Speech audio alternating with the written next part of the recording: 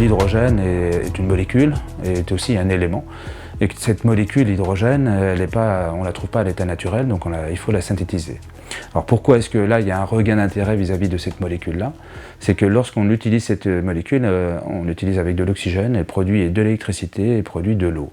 Donc c'est une molécule très intéressante parce qu'il n'y a pas de dégagement de CO2, on a une production d'énergie. Mais il faut la synthétiser, et cette synthèse de cette molécule-là, actuellement, elle se fait à partir d'une autre molécule qui est le gaz naturel, donc qui produit aussi du CO2. Donc l'idée actuelle pour, encore une fois, aller dans la transition énergétique, c'est d'utiliser cette molécule, mais de la produire sans produire du CO2. Donc on a un gros travail de production d'hydrogène par une technique qui s'appelle l'électrolyse, qui utilise de l'électricité. Et cette électricité, bien sûr, on doit la produire pour qu'elle soit verte. Donc il faut en même temps, on va dire, produire de l'hydrogène, mais produire une grande quantité d'électricité. Donc la connexion entre l'hydrogène, qui est cette molécule, et la production d'énergie électrique est très, très importante. La connexion est importante, donc il faut aussi développer à côté la production d'énergie électrique verte, qui va permettre de produire cet hydrogène qui sera utilisé pour différentes applications.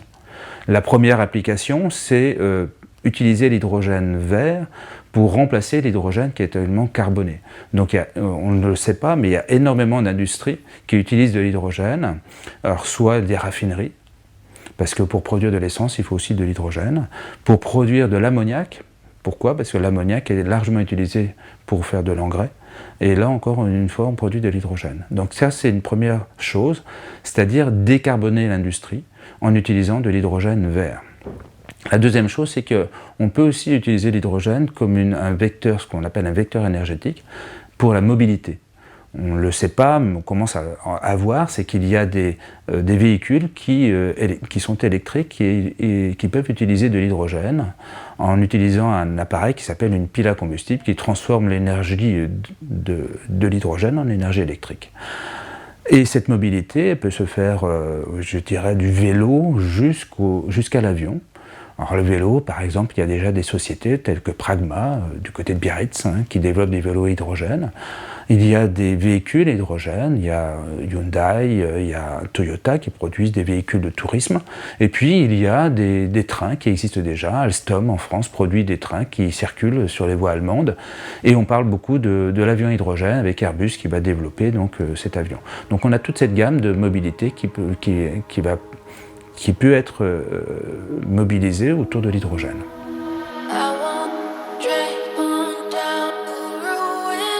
Quand on a un développement de la filière industrielle, souvent, en fait, il y a aussi derrière ça, il est nécessaire de développer toute la filière recherche.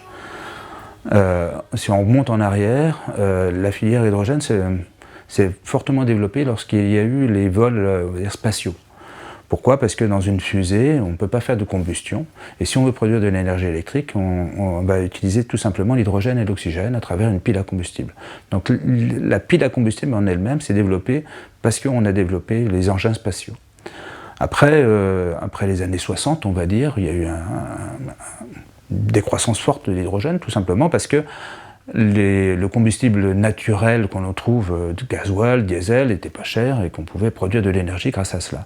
Et là, depuis quelques années, on voit bien qu'il y a un problème de prix, il y a un problème de dépendance énergétique, donc on revient sur l'hydrogène, puis de transition aussi, bien sûr, énergétique.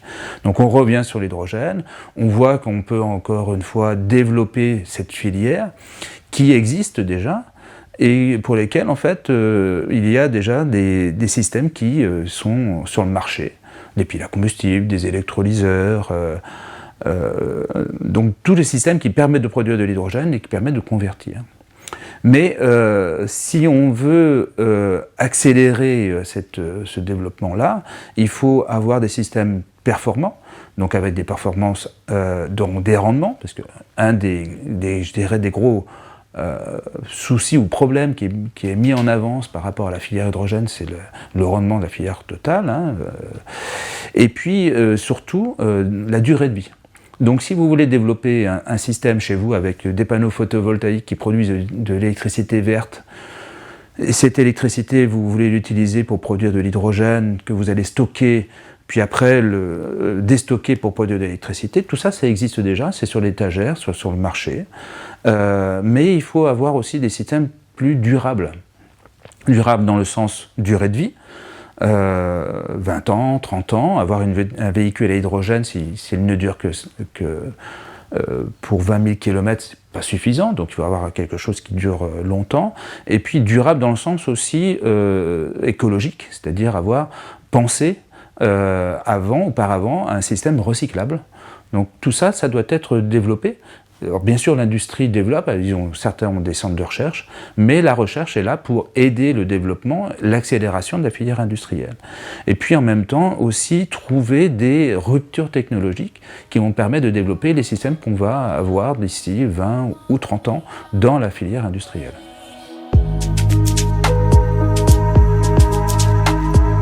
Quand on regarde l'écosystème national, on voit des industriels qui sont structurés. Il y a une association qui s'appelle France Hydrogène, qui rassemble 460 partenaires, dont l'objectif est, je dirais, de fédérer l'ensemble de ces acteurs de l'écosystème économique. Et à côté de cela, il faut donc aussi des acteurs de la recherche, académique, ou voire entre l'industriel et l'académique. Et ça aussi, ce sont des acteurs qui doivent être structurés. Alors, quand on regarde la France, quand on regarde le paysage national au niveau de la recherche, on voit deux gros acteurs que sont le CEA et le CNRS, qui sont main dans la main. Alors, le CNRS, pour notre part, c'est ce que je représente, c'est un très gros centre de recherche dans lequel il y a énormément de laboratoires répartis sur toute la France, y compris dans les territoires ultramarins. Et dans tous ces laboratoires, on a des petites équipes qui travaillent de façon quasiment indépendante sur notamment l'hydrogène. Et donc, il y a quelques années, le CNRS, il y a même déjà plus de 20 ans, a commencé à structurer toute cette filière dite hydrogène en rassemblant les différents acteurs dans des groupements de recherche et plus récemment dans une fédération de recherche donc, qui a été créée en 2020.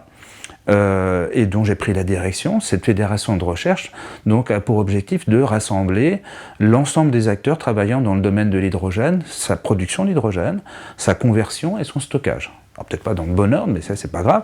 Ça représente 300 personnes, 300 chercheurs permanents, sans compter les chercheurs non permanents, des doctorants et des post-doctorants. On pourrait quasiment dire qu'il y a à peu près 600 personnes à travailler dans ce domaine au niveau du CNRS.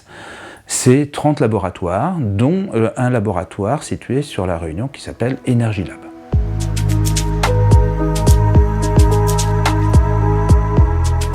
En fait, il y a un plan national qui a été dévoilé en 2020 par Bruno Le Maire, par le gouvernement, on va dire, qui est dans le cadre de France Relance, c'est le plan hydrogène, qui a été doté de 10 milliards à peu près d'euros.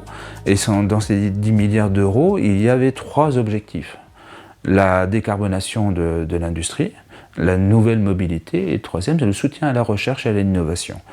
Et ce soutien à la recherche et à l'innovation, il s'est fait, je dirais, grâce à cette connivence, entre guillemets, entre le CEA et le CNRS, qui s'étaient déjà rassemblés auparavant en disant au gouvernement, nous on est structurés, on peut travailler, on peut aider le développement de cette filière industrielle. On travaillait déjà avec des industriels qui nous avaient entendus et qui ont été voir le gouvernement, qui ont dit voilà, tout est là pour, je dirais presque un alignement des planètes, pour qu'il y ait un soutien fort du gouvernement. Et 10 milliards, c'est un des projets phares, on va dire, dans ce plan de relance. Et pour encore mettre du poids sur cette alliance CEA, CNRS et industrielle, c'est que, je dirais, en Europe, c'est quasiment unique. On a des structures visibles au niveau de la recherche. En France, CNRS, CEA, on ne retrouve pas, je dirais, d'équivalent niveau en Allemagne, en Espagne, en Italie.